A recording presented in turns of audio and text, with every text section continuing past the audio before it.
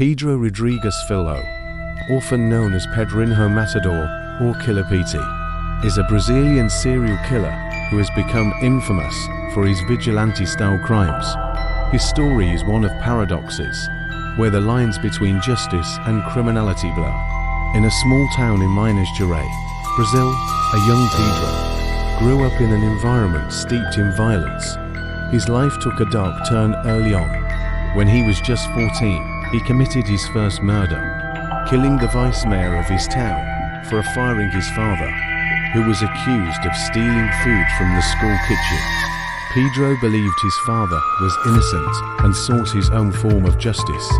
Pedro fled to Sao Paulo, where he continued his spree, targeting criminals and those he deemed deserving of punishment. He became a feared figure in the criminal underworld, earning the nickname Pedrinho Matador.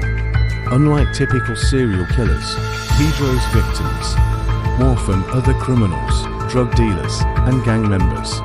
One of his most notable acts was the murder of his own father. Pedro's father had brutally killed his mother, and in a twisted form of retribution, Pedro killed him during a prison visit, carving out his heart and taking a bite. This act, though horrifying, was seen by Pedro as avenging his mother's death.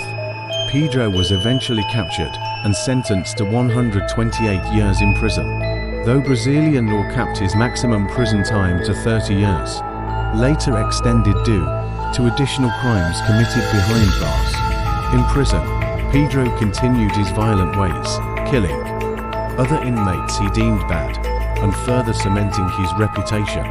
Despite his brutal crimes, Pedro Rodrigues Filho has garnered a complex reputation.